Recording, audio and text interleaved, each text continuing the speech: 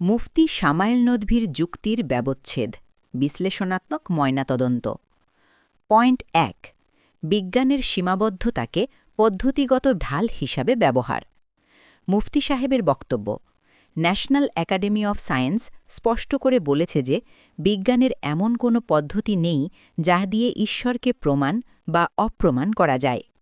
বিজ্ঞান কেবল ভৌত জগৎ নিয়ে কাজ করে, সুতরাং নাস্তিকদের বিজ্ঞান দিয়ে ঈশ্বরকে খোঁজা একটি ভুল পদ্ধতি।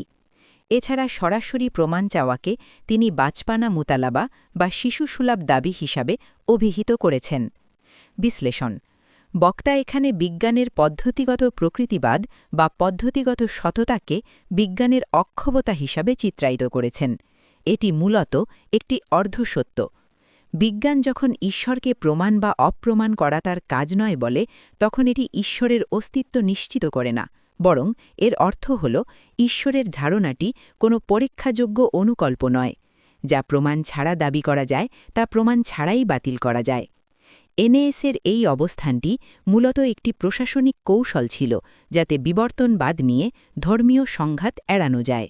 নোমা, নন ওভারল্যাপিং ম্যাজিস্টেরিয়া। ধর্মতত্ত্ববিদগণ মনে করেন, যেহেতু বিজ্ঞান সব ব্যাখ্যা দিতে পারেনি, তাই সেই ফাঁকেগুলোতে অবশ্যই ঈশ্বর আছেন। কিন্তু বিজ্ঞান বলে, আমরা এখনও জানি না, কিন্তু আমরা জানার চেষ্টা করছি। আর ধর্ম বলে, আমরা জানি, সব ঈশ্বর করেছেন। এটিই বিজ্ঞানের সততা বনাম ধর্মের দম্ভের পার্থক্য। পয়েন্ট ২, মেটাল ডিটেক্টর ও প্লাস্টিকের উদাহরণ। মুফতি সাহেবের বক্তব্য, মেটাল ডিটেক্টর দিয়ে যেমন প্লাস্টিক পাওয়া যায় না, তেমনি ভৌত যন্ত্র দিয়ে ঈশ্বর পাওয়া যাবে না, কারণ ঈশ্বর মেটাফিজিক্যাল। বিশ্লেষণ, এই উপমাটি লজিক্যাল এরর বা যৌক্তিক ভ্রান্তির শিকার। প্লাস্টিক মেটাল ডিটেক্টরে ধরা না পড়লেও তার ভৌত উপস্থিতি ও স্থান দখল মাপা সম্ভব। ঈশ্বর যদি এই পৃথিবীতে বৃষ্টি ঝরান বা মানুষের দোয়া কবুল করেন, তবে তিনি অবশ্যই ভৌত জগতে প্রভাব বিস্তার করছেন। আর যা ভৌত জগতে প্রভাব ফেলে তা বিজ্ঞানের আওতাভুক্ত হওয়া বাধ্যতামূলক। যা কোনোভাবেই মাপা যায় না এবং যার কোনো প্রমাণ নেই, তার থাকা আর না থাকার মধ্যে কোনো যৌক্তিক পার্থক্য থাকে না। বক্তা এখানে স্রেফ অনুমানের উপর ভিত্তি করে একটি অপ্রমাণিত সত্তাকে ধ্রুব সত্য, যেমন অদৃশ্য প্লাস্টিককে সোনা বলা হিসাবে দাবি করেছেন। পয়েন্ট ৩, কন্টিনজেন্সি ও ইনফিনিট রিগ্রেস, শব্দজটের আড়ালে যৌক্তিক ফাঁক। মুফতি সাহেবের বক্তব্য, মহাবিশ্বের সব কিছুর কারণ লাগে, তাই শুরুতে একজন অপরিহার্য সত্তা বা নেসেসারি বিইং বা ঈশ্বর থাকা জরুরি, কারণ এই মহাবিশ্ব নির্ভরশীল বা কন্টিনজেন্ট। পেছনের দিকে অসীম পর্যন্ত যাওয়া বা ইনফিনিট রিগ্রেস অসম্ভব, তাই একজনকে থাকতেই হবে যিনি কারও ওপর নির্ভরশীল নন। বিশ্লেষণ, বক্তা এখানে কন্টিনজেন্সি ও ইনফিনিট রিগ্রেসের মতো ভারী দার্শনিক পরিভাষা ব্যবহার করে একটি তাত্ত্বিক বিজয় দাবি করেছেন। সাধারণ শ্রোতার কানে এগুলি অকাট্য প্রমাণ মনে হতে পারে, কিন্তু দর্শন ও বিজ্ঞানের দৃষ্টিতে এগুলি কোনো প্রমাণ নয়, বরং চিন্তার একটি সীমাবদ্ধ কাঠামো মাত্র। আসুন এই জটিল শব্দগুলির পেছনের সহজ ফাঁকগুলি দেখি। ১, নিয়ম থাকা মানেই ডিজাইনার থাকা নয়। Consistency does not equal design. বক্তা দাবি করেন, মহাবিশ্ব এত নিয়মবদ্ধ, তাই এর একজন ডিজাইনার থাকতেই হবে। এটি একটি ভুল ধারণা। প্রকৃতির নিয়মগুলি প্রেসক্রিপটিভ নয়, কেউ লিখে দিয়েছে এমন নয়, বরং ডেসক্রিপটিভ, আমরা যা দেখি তার বর্ণনা। কনসিস্টেন্সি বা নিয়মবদ্ধতা কেবল ঘটনার ধরন বলে দেয়, কিন্তু এর পেছনে কোনো সচেতন মন বা ডিজাইনার থাকার প্রমাণ দেয় না। ২, বিশেষ ছাড়ের কুযুক্তি, স্পেশাল প্লিডিং ফ্যালাসি। বক্তার পুরো যুক্তির ভিত্তি হল সব কিছুরই একটি কারণ বা উৎস থাকতে হবে, কিন্তু যেই মুহূর্তে প্রশ্ন আসে ঈশ্বরের কারণ কি, তখন তিনি নিজের বানানো নিয়মটি ভেঙে বলেন, ঈশ্বরের কারণ লাগে না, তিনি অনাদি। এটি স্পষ্টত একটি যৌক্তিক দ্বিচারিতা। যুক্তির খাতিরে যদি আমরা মেনে নিই যে কোনো কিছু কারণ ছাড়া বা অনাদি হতে পারে, যেমন ঈশ্বর, তাহলে সেই সুবিধাটি মহাবিশ্ব বা মহাবিশ্বের আদি শক্তি কেন পাবে না? একটি অদৃশ্য, অপ্রমাণিত সত্তাকে কারণহীন মেনে নেওয়ার চেয়ে দৃশ্যমান মহাবিশ্বকে স্বয়ম্ভূ বা ব্রুট ফ্যাক্ট মেনে নেওয়া অনেক বেশি যৌক্তিক। ৩, অসীম অকল্পনীয় মানেই অসম্ভব নয়। Infinite regress. বক্তা বলেছেন, পেছনের দিকে অসীম পর্যন্ত যাওয়া বা ইনফিনিট রিগ্রেস অসম্ভব। এটি আসলে আমাদের মানুষের মস্তিষ্কের বা ইনটিউশনের সীমাবদ্ধতা, মহাবিশ্বের সীমাবদ্ধতা নয়। আমাদের মস্তিষ্ক শুরু নেই বা অসীম এই ধারণাটি কল্পনা করতে অস্বস্তি বোধ করে, কিন্তু গণিতে যেমন অসীম সংখ্যা বা ইনফিনিট নাম্বারস থাকা পুরোপুরি বৈধ, বাস্তবেও সময়ের বা কার্যকারণের অসীম ধারা থাকা লজিক্যালি অসম্ভব নয়। আমার মাথায় ধরছে না বা আমি কল্পনা করতে পারছি না, এটি কোনো কিছু মিথ্যা হওয়ার প্রমাণ হতে পারে না। মুফতি সাহেব যেগুলোকে প্রমাণ হিসেবে হাজির করেছেন সেগুলি মূলত প্রাচীন দর্শনের গ্যাপ বা ফাঁকর ফকর। এটি বিশ্বাসীদের জন্য মানসিক সান্ত্বনা হতে পারে, কিন্তু বিজ্ঞান বা দর্শনের টেবিলে এটি কোনো প্রমাণ নয়। পয়েন্ট 4, ত্রুটিপূর্ণ উপমা, পিঙ্ক বল, বাগান ও ইঞ্জিনের নির্মাতা। মুফতি সাহেবের বক্তব্য, একটি দিকে পিঙ্ক বল দেখলে কেউ বলবে না ওটা একা একা হয়েছে, কিংবা সাজানো বাগান দেখলে যেমন মালির অস্তিত্ব বোঝা যায়, মহাবিশ্ব দেখেও স্রষ্টা বোঝা যায়। ইঞ্জিনের মেকানিজম জানলে যেমন নির্মাতা অস্বীকার করা যায় না, মহাবিশ্বের নিয়ম জানলেও ঈশ্বর অস্বীকার করা যায় না। বিশ্লেষণ, এগুলি মূলত ভ্রান্ত উপমা। বল বা ইঞ্জিন মানুষের তৈরি জড় বস্তু, যার উৎপাদন প্রক্রিয়া আমাদের অভিজ্ঞতায় আছে, কিন্তু মহাবিশ্ব একটি বিবর্তিত জটিল প্রাকৃতিক ব্যবস্থা। ৯৯% মহাবিশ্বই প্রাণহীন ও বিশৃঙ্খল। বাগানের উদাহরণ ঘাটলে মহাবিশ্বের বিধ্বংসী ব্ল্যাক হোল বা বিপর্যয়গুলোকেও সেই মালির কাজের অংশ হিসাবে মেনে নিতে হবে। বক্তা এখানে কেবল সুশৃঙ্খল অংশটুকুর কৃতিত্ব স্রষ্টাকে দিতে চাইলেও বিশৃঙ্খলার দায় এড়িয়ে গেছেন। এছাড়া ইঞ্জিন নির্মাতা আমরা চিনি কারণ আমরা মানুষকে ইঞ্জিন বানাতে দেখেছি, কিন্তু মহাবিশ্ব কেউ বানিয়েছে এমন কোনো পর্যবেক্ষণমূলক প্রমাণ আমাদের নেই। পয়েন্ট 5, সময় ও সৃষ্টির সূচনা সংক্রান্ত বিভ্রান্তি। মুফতি সাহেবের বক্তব্য, সময় সৃষ্টির আগে সময় ছিল না, তাই আগে কি করছিলেন এই প্রশ্ন অযৌক্তিক। এটি উত্তর মেরুর উত্তরে যাওয়ার মতো ভুল প্রশ্ন। বিশ্লেষণ, বক্তা এখানে বিজ্ঞানের টাইম স্পেস থিওরিকে ধর্মতাত্ত্বিক অসঙ্গতি ঢাকার ঢাল হিসেবে ব্যবহার করেছেন। সৃষ্টি করা একটি ক্রিয়া বা কাজ। যে কোনো কাজ সম্পন্ন হওয়ার জন্য সময়ের ধারাবাহিকতা অনিবার্য। স্রষ্টার মনে সৃষ্টির ইচ্ছা জাগা এবং সেই ইচ্ছা বাস্তবায়ন হওয়ার মধ্যবর্তী ব্যবধানই হল সময়। এছাড়া ধর্মগ্রন্থ যখন 6 দিনে মহাবিশ্ব সৃষ্টির কথা বলে, সৃষ্টির আগে লাউহে মাহফুজ বা আরশ পানির ওপর থাকার কথা বলে, তখন এটি পরোক্ষভাবে সময়ের ধারাবাহিকতাকেই স্বীকার করে। বক্তা এখানে নিজের সুবিধা অনুযায়ী কখনো আধুনিক বিজ্ঞান, আবার কখনো প্রাচীন রূপকথা ব্যবহার করে একটি যৌক্তিক কুয়াশা তৈরি করেছেন। পয়েন্ট 6, ডাইনোসর ও বিজ্ঞানের অগ্রযাত্রার বিপরীতে ধর্মগ্রন্থের সীমাবদ্ধতা। মুফতি সাহেবের বক্তব্য, গণিত বইতে ডাইনোসর নেই বলে যেমন গণিত ভুল নয়, ধর্মগ্রন্থে না থাকলেও সমস্যা নেই। বিশ্লেষণ, এটি একটি অসম এবং হাস্যকর তুলনা। গণিত বই মহাবিশ্বের পূর্ণাঙ্গ গাইড হওয়ার দাবি করে না। পক্ষান্তরে ধর্মগ্রন্থ যখন নিজেকে সর্বজ্ঞ ও সর্বব্যাপী স্রষ্টার চূড়ান্ত বাণী হিসেবে উপস্থাপন করে, তখন কোটি কোটি বছরের প্রাণের বিবর্তন এবং ডাইনোসরদের সুদীর্ঘ ইতিহাস সেখানে সম্পূর্ণ অনুপস্থিত থাকা এক বিশাল প্রশ্নচিহ্ন তৈরি করে।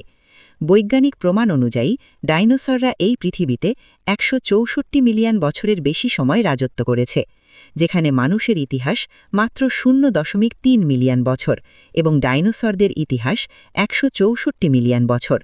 তাহলে সকল ধর্মীয় শ্রেষ্ঠ কিতাবে এই বিশাল অধ্যায়ের একটি লাইনও নেই কেন? এটি প্রমাণ করে যে এই বর্ণনাগুলি তৎকালীন মানুষের ভৌগোলিক ও সাময়িক জ্ঞানের গণ্ডি অতিক্রম করতে পারেনি। পয়েন্ট 7, অন্যায় ও অশুভের প্রয়োজনীয়তার নিষ্ঠুর জাস্টিফিকেশন। মুফতি সাহেবের বক্তব্য, অশুভ বা অন্যায় না থাকলে আমরা ইনসাফ বুঝতাম না, অন্ধকার না থাকলে আলো বুঝতাম না। জাবেদ সাহেবের শিশুদের কষ্টের পয়েন্টটিকে তিনি ইমোশনাল আর্গুমেন্ট বলে উড়িয়ে দেন। বিশ্লেষণ, এটি একটি নিষ্ঠুর ও অমানবিক যুক্তি। ন্যায় বিচার বোঝার জন্য কি পৃথিবীতে লক্ষ লক্ষ নিষ্পাপ শিশুর আর্তনাদ বা রক্তের প্রয়োজন আছে? ঈশ্বর কি নিষ্ঠুরতা ছাড়াই ভালো কিছু শেখাতে পারতেন না? মানুষের বাস্তব যন্ত্রণাকে লজিক্যাল ফ্যালাসি আখ্যা দেওয়া বুদ্ধিবৃত্তিক নিষ্ঠুরতা। যে দর্শন মানুষের চোখের জলকে কেবল একটি আবেগ হিসাবে দেখে, তা আসলে জীবন বিমুখ শব্দজট মাত্র। এটি মূলত জগতের অশুভ ও নৃশংসতাকে ধর্মীয় তাত্ত্বিকভাবে বৈধতা দেওয়ার একটি ব্যর্থ চেষ্টা। পয়েন্ট 8, ইনজেকশন আর্গুমেন্ট ও ঈশ্বরের মর্ষকী নিরূপ। মুফতি সাহেবের বক্তব্য, ডাক্তার যেমন শিশুর মঙ্গলের জন্য তাকে ইনজেকশন দিয়ে কষ্ট দেয়, ঈশ্বরও তেমন বড় মঙ্গলের জন্য শিশুদের কষ্ট দেন। বিশ্লেষণ: এই উপমাটি নীতিগতভাবে ভ্রান্ত। ডাক্তার ইনজেকশন দেন কারণ তিনি সীমাবদ্ধ মানুষ এবং তার কাছে ব্যথাহীন উপায়ের সীমাবদ্ধতা আছে। কিন্তু একজন সর্বশক্তিমান সত্তা কি রক্তপাত ও যন্ত্রণা ছাড়া উদ্দেশ্য সফল করতে পারেন না? ডাক্তারের ইনজেকশনে নিরাময় থাকে, কিন্তু যুদ্ধে নিহত বা রোগে মৃত শিশুর যন্ত্রণায় কোনো মঙ্গলের ব্যাখ্যা পাওয়া যায় না। ঈশ্বরকে রক্ষা করতে গিয়ে বক্তা তাকে একজন সীমাবদ্ধ চিকিৎসকের স্তরে নামিয়ে এনেছেন, অথবা প্রকারান্তরে তাকে একজন মর্ষকিনী সত্তা হিসাবে উপস্থাপন করেছেন। পয়েন্ট 9: নৈতিকতা ও সামাজিক তথ্যের বিকৃতি। মুফতি সাহেবের বক্তব্য: ঈশ্বর ছাড়া নৈতিকতার ভিত্তি নেই। নাস্তিকদের নীতি মেজরিটির ওপর নির্ভর, যা নাজি জার্মানির মতো হতে পারে। ইউরোপে ধর্ম নেই বলে সেখানে রেপ বেশি। উত্তর কোরিয়ার মতো নাস্তিকদের দেশগুলোতে কোনো মানবিকতা নেই। বিশ্লেষণ: বক্তার দাবি অনুযায়ী মানুষ কেবল পরকালের শাস্তির ভয় বা পুরস্কারের লোভে নৈতিক হয়, যা আদতে নৈতিকতার সবচেয়ে নিচু স্তর। এটি মানুষের স্বাভাবিক বিবেক এবং সমাজবদ্ধভাবে বেঁচে থাকার বিবর্তনমূলক প্রয়োজনকে অস্বীকার করার একটি প্রয়াস। উত্তর কোরিয়াকে নাস্তিকতাবাদের উদাহরণ হিসেবে টানা একটি বড় তথ্য বিভ্রাট। উত্তর কোরিয়া মূলত জুচে নামক এক ধরনের স্বৈরাচারী ব্যক্তিপূজার ওপর ভিত্তি করে চলে, যা এক ধরনের রাজনৈতিক অন্ধবিশ্বাস, যুক্তিবাদী নাস্তিকতাবাদ নয়। প্রাতিষ্ঠানিক ধর্মে বিশ্বাসী না হওয়া সত্ত্বেও জাপান বা স্ক্যান্ডিনেভিয়ান দেশগুলো, যেমন সুইডেন, ডেনমার্ক, বিশ্বের অন্যতম সুশৃঙ্খল এবং নিরাপদ দেশ। এটি প্রমাণ করে যে নৈতিকতা ধর্ম থেকে নয়, বরং উন্নত শিক্ষা এবং সুশাসন থেকে আসে। অন্যদিকে নাজি জার্মানির উদাহরণটিও ঐতিহাসিকভাবে ভুল, কারণ হিটলারের সাথে চার্চের সমঝোতা ছিল। ইউরোপে অপরাধের হার বেশি মনে হওয়ার কারণ সেখানকার স্বচ্ছ আইন এবং অপরাধ রিপোর্ট করার সামাজিক সাহস। বিপরীতে অনেক ধর্মীয় বা রক্ষণশীল সমাজে পারিবারিক সম্মান রক্ষার খাতিরে অধিকাংশ অপরাধ ধাপাচাপা দেওয়া হয়। সুতরাং নৈতিকতা ধর্মের একচেটিয়া সম্পত্তি নয়, বরং এটি মানবিক বিবেক এবং উন্নত সংস্কৃতির ফল। পয়েন্ট 10: তর্কমূলক চাতুর্য, দম্ভ ও অহংকার।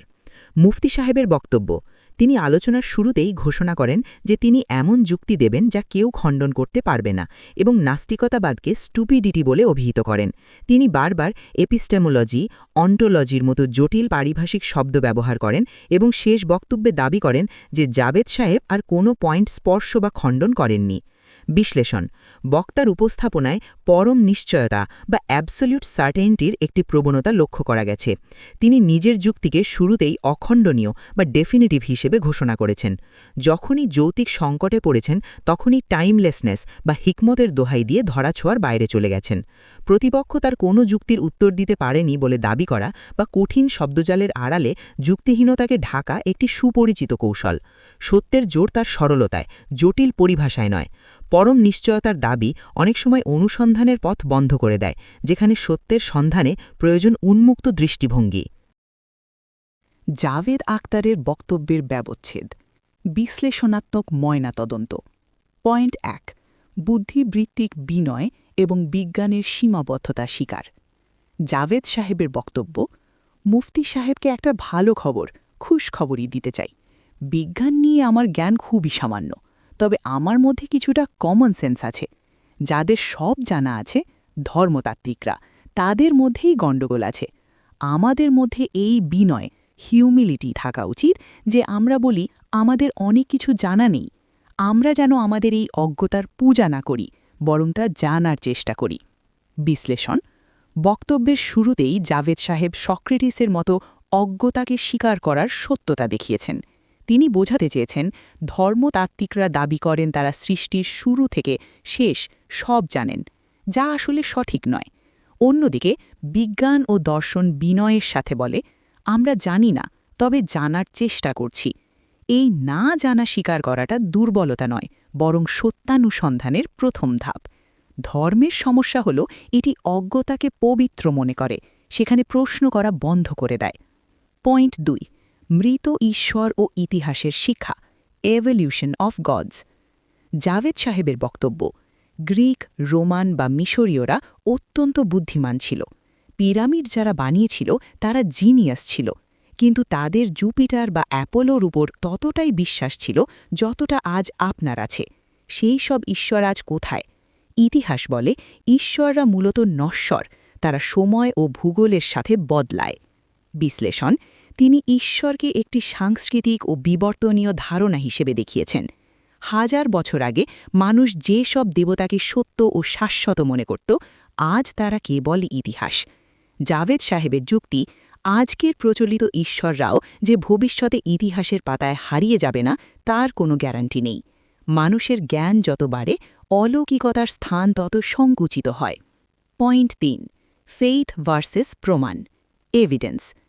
জাভেদ সাহেবের বক্তব্য, ফেইথ আর বিলিফ এক নয়। নর্থ পোল আছে, এটা আমার বিলিফ, কারণ তার প্রমাণ ও যুক্তি আছে। কিন্তু ফেইথের মানেই হল কোনো সাক্ষী নেই, কোনো প্রমাণ নেই, কোনো লজিক নেই, তবুও তুমি মেনে নাও। প্রমাণ থাকলে তো আর ফেইথের দরকার হতো না। প্রমাণহীন অন্ধ বিশ্বাসী হল ফেইথ। বিশ্লেষণ: জাভেদ সাহেব এখানে ধর্মের মূল ভিত্তিটিকেই ভুল প্রমাণ করেছেন। তিনি দেখান যে বিশ্বাস বা ঈমান আসলে যুক্তির অনুপস্থিতি। যেখানে প্রমাণ আছে সেখানে বিশ্বাস করতে হয় না, সেটা জানা যায়। যেমন আগুন গরম, এটা বিশ্বাস করতে হয় না, জানা যায়। ধর্ম টিকে আছে কেবল প্রমাণের অভাবেই। আর প্রমাণ ছাড়া কোনো কিছুকে পরম সত্য মেনে নেওয়া বুদ্ধিবৃত্তিক সততার লক্ষণ নয়। পয়েন্ট ৪, মহাজাগতিক ইনসাফ বনাম মানবিক নৈতিকতা, ম্যান মেড জাস্টিস। জাভেদ সাহেবের বক্তব্য, প্রকৃতিতে কোনো ন্যায় বিচার নেই। বাঘ যখন হরিণকে ছেড়ে খায়, সেখানে কোনো আদালত বসে না। ইনসাফ বা জাস্টিস একটি হিউম্যান কনসেপ্ট। আমরা যে রাস্তায় বাঁ দিক দিয়ে গাড়ি চালাই, ট্রাফিক রুল, এটা আসমান থেকে আসেনি।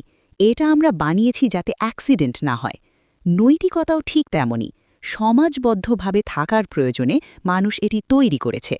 বিশ্লেষণ: ধার্মিকরা দাবি করেন মহাবিশ্ব ন্যায়ের উপর প্রতিষ্ঠিত এবং ঈশ্বর নৈতিকতার উৎস। জাভেদ সাহেব যুক্তি দিয়ে দেখিয়েছেন যে এই ধারণাটি ভুল। মহাবিশ্ব আসলে উদাসীন, ইনডিফারেন্ট। ন্যায় বিচার কোনো ঐশ্বরিক উপহার নয়, বরং মানুষ নিজেদের সুরক্ষার স্বার্থেই সোশ্যাল কন্ট্রাক্ট হিসেবে নৈতিকতা ও আইন তৈরি করেছে। মানুষ ভালো কাজ করে নিজের ও সমাজের স্বার্থে, কোনো ঐশ্বরিক ভয়ে নয়। পয়েন্ট ৫, মহাবিশ্বের বিশালতা ও ঈশ্বরের অহেতুক অপেক্ষা। জাভেদ সাহেবের বক্তব্য, আপনারা বলেন ১৪ বিলিয়ন বছর আগে বিশ্ব তৈরি হয়েছে। তার আগে অনন্তকাল ধরে ঈশ্বর বসে বসে কি করছিলেন? হাই তুলছিলেন। আর এই মহাবিশ্বের বিশালতা দেখুন। কোটি কোটি আলোকবর্ষ দূরের গ্যালাক্সির সাথে আমাদের কি সম্পর্ক? এত বিশাল জগৎ কি শুধু এই ক্ষুদ্র মানুষের পরীক্ষার জন্য বানানো হয়েছে? বিশ্লেষণ: তিনি এখানে মহাবিশ্বের মানবকেন্দ্রিক ধারণাকে ভুল ও অযৌক্তিক বলে অভিহিত করেছেন। ধর্ম মনে করে পুরো মহাবিশ্ব মানুষের জন্য সাজানো, কিন্তু বিজ্ঞান বলে মহাবিশ্বের প্রায় ৯৯.৯৯% অংশই মানুষের জন্য অপ্রাসঙ্গিক ও বসবাসযোগ্য নয়। এই বিশাল অপচয়, ওয়েস্ট অফ স্পেস, কোনো বুদ্ধিমান সত্তার পরিকল্পনার সাথে মেলে না। সৃষ্টির আগে ঈশ্বরের নিষ্ক্রিয়তা নিয়ে প্রশ্ন তুলে তিনি সৃষ্টিতত্ত্বের যৌক্তিকতাকে চ্যালেঞ্জ করেছেন। পয়েন্ট ৬, রাসেলের চায়ের কেতলি ও প্রমাণের দায়বদ্ধতা। জাভেদ সাহেবের বক্তব্য, বার্ট্রেন্ড রাসেল বলেছিলেন, আমি যদি দাবি করি একটা চায়ের কেতলি মহাকাশে ঘুরছে, তবে সেটা প্রমাণ করার দায়িত্ব আমার। আপনি দাবি করছেন ঈশ্বর আছেন, তাই প্রমাণ আপনাকে দিতে হবে। আমি কেন প্রমাণ দেব যে তিনি নেই? প্রমাণের দায়বদ্ধতা সব সময় দাবিদারের। বিশ্লেষণ: মুফতি সাহেব বারবার বলছিলেন, প্রমাণ করুন ঈশ্বর নেই। জাভেদ সাহেব রাসেলের বিখ্যাত টি-পট অ্যানালজি ব্যবহার করে বোঝান যে অবাস্তব দাবির অস্তিত্ব না থাকার প্রমাণ চাওয়াটা যৌক্তিক নয়। যিনি দাবি করেন যে আছে, তাকেই প্রমাণ হাজির করতে হয়। নাস্তিকের কাজ প্রমাণ দেওয়া নয়, বরং ভুল দাবির অসারতা তুলে ধরা। পয়েন্ট ৭, ভালো কাজের কোটা ও নৈতিকতার সীমাবদ্ধতা, মোরাল লাইসেন্সিং। জাভেদ সাহেবের বক্তব্য, একজন ধার্মিক মানুষের ভালো কাজ করার একটা কোটা থাকে। সে সকালে প্রার্থনা করে, মনে করে তার কোটা পূর্ণ হয়ে গেছে। কিন্তু আমি যেহেতু ইবাদত করি না, আমার ভালো হওয়ার কোটা খালি থাকে। তাই আমাকে প্রমাণ করতে হলে সত্যিকার অর্থেই কারো উপকার করতে হয়, কোনো এতিমকে সাহায্য করতে হয়। ধার্মিকরা তাদের কোটা ইউজলেস, অর্থাৎ অকার্যকর কাজে ব্যয় করে ফেলে। বিশ্লেষণ: এটি অত্যন্ত গভীর একটি মনস্তাত্ত্বিক পয়েন্ট, যাকে মনোবিজ্ঞানে মোরাল লাইসেন্সিং বলা হয়। জাভেদ সাহেব বোঝাচ্ছেন ধার্মিকরা আচার অনুষ্ঠান পালনকেই নৈতিকতা মনে করেন। নামাজ বা পূজা করে তারা আত্মতৃপ্তি পান যে তারা পুণ্য করেছেন, ফলে সমাজের মানুষের প্রতি তাদের আর বিশেষ কিছু করার তাগিদ থাকে না। কিন্তু একজন নাস্তিকের কাছে ঈশ্বরের সন্তুষ্টির শর্টকাট নেই। তাকে ভালো মানুষ হতে হলে প্র্যাকটিক্যালি মানুষের উপকারী করতে হয়। অর্থাৎ মানবিকতার বিচারে নাস্তিকের নৈতিকতা বেশি কার্যকর ও বাস্তবমুখী। পয়েন্ট ৮, গাজার ছেলে ও ঈশ্বরের নিষ্ঠুরতা, the problem of evil. Javed সাহেবের বক্তব্য, গাজায় যখন ৪৫,০০০ ছেলে মারা যায়, বোমায় তাদের শরীর উড়ে যাচ্ছে, তখন আপনার সর্বশক্তিমান ঈশ্বর কোথায় থাকেন? আপনারা বলছেন এটা নাকি একটা পরীক্ষা বা ইনজেকশন। ৩ বছর ছেলেকে বারুদ দিয়ে উড়িয়ে দিয়ে কিসের পরীক্ষা নিচ্ছেন? যদি তিনি এসব দেখেও চুপ থাকেন, তবে আমার মনে তার জন্য কোনো শ্রদ্ধা নেই। বিশ্লেষণ, মুফতি সাহেব শিশুদের মৃত্যুকে ইনজেকশন বা পরীক্ষা বলে জাস্টিফাই করার চেষ্টা করছিলেন। জাভেদ সাহেব আবেগের সাথে যুক্তি দেন যে এই নৃশংসতা দেখেও যে ঈশ্বর চুপ থাকেন, তিনি হয় অক্ষম বা বাঁচাতে পারেন না, নয়তো নিষ্ঠুর বা বাঁচাতে চান না। এমন ঈশ্বরের উপাসনা করা মানুষের বিবেকের সাথে সংঘর্ষপূর্ণ। দোয়া করলে যদি চাকরি পাওয়া যায়, তবে দোয়া করলে শিশুরা বাঁচে না কেন? এই বৈপরীত্য ঈশ্বরের অস্তিত্বহীনতা বা উদাসীনতার প্রমাণ। পয়েন্ট ৯, ফুটবল ম্যাচ ও ঈশ্বরের লুকোচুরি, ডিভাইন হিডেননেস। জাভেদ সাহেবের বক্তব্য, আমার মাঝে মাঝে মনে হয় এই যে ফুটবল ফাইনাল হয়, কোটি কোটি মানুষ দেখে, সেখানে যদি হঠাৎ খোদার একটা গমগমে আওয়াজ আসত, আমি ঈশ্বর, আই অ্যাম গড, তাহলে তো সবাই শুনে নিত, সব বিতর্কের অবসান হতো। এই লুকোচুরি খেলার দরকার কি? আপনি কেন সলিড প্রমাণ দেন না? বিশ্লেষণ, জাভেদ সাহেব এখানে ডিভাইন হিডেননেস বা ঈশ্বরের আত্মগোপনের ধারণাটিকে প্রশ্নবিদ্ধ করেছেন। ধর্মতাত্ত্বিকরা বলেন ঈশ্বর চান মানুষ তাকে বিশ্বাস করুক। জাভেদ সাহেবের যুক্তি, সর্বশক্তিমান ঈশ্বর যদি সত্যিই চাইতেন মানুষ তাকে বিশ্বাস করুক, তাহলে তিনি এমন কোনো নাটকীয় ও সর্বজনীন প্রমাণ দিতে পারতেন, যেমন ফুটবল ফাইনালের মতো গ্লোবাল ইভেন্টে হস্তক্ষেপ করা, যা বিশ্বাস করার কোনো উপায় থাকত না। যেহেতু তিনি তা করেন না, অথচ বিশ্বাসের জন্য মানুষকে শাস্তি দেন, এটি একটি অযৌক্তিক ধারণা। পয়েন্ট ১০, সভ্যতার অগ্রগতি ও মানবিক ভ্রাতৃত্ব, প্রোগ্রেস অ্যান্ড ব্রাদারহুড। জাভেদ সাহেবের বক্তব্য, আজকে যে বিতর্কটা এখানে হচ্ছে, এটা কি ১০০ বছর আগে সম্ভব ছিল? ১০০ বছর আগে হলে তো আপনারা অন্য কিছু করতেন, থামিয়ে দিতেন। আজ যে আমরা এখানে বসে কথা বলতে পারছি, এই পর্যন্ত তো আমরা আপনাদের নিয়ে এসেছি। যাই হোক, এখন আমি জাভেদ আর মুফতি সাহেব একসাথে ডিনার করব। বিশ্লেষণ, জাভেদ সাহেব বিতর্কের শেষে দুটি গুরুত্বপূর্ণ অবজক্ষণ তুলে ধরেছেন।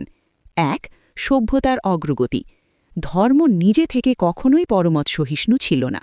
আজকের এই যে ভদ্র বিতর্ক, এটি বিজ্ঞান, যুক্তিবাদ ও সেকুলার ডেমোক্রেসি আসার ফলেই সম্ভব হয়েছে। ১০০ বছর আগে ধর্মের দাপট যখন বেশি ছিল, তখন ভিন্ন মত পোষণ করা কঠিন ছিল। আজকের এই মুক্ত পরিবেশ মানুষের বুদ্ধিবৃত্তিক অগ্রগতিরই ফসল। ২, মানবিক সম্পর্ক। সবশেষে ডিনারের কথা বলে তিনি প্রমাণ করেছেন যে আদর্শগত মতপার্থক্য থাকলেও মানুষ হিসেবে সহাবস্থানই আসল। তর্কে জেতার চেয়ে মানবিক সম্পর্ক বজায় রাখা এবং সত্য অনুসন্ধান করা বেশি জরুরি।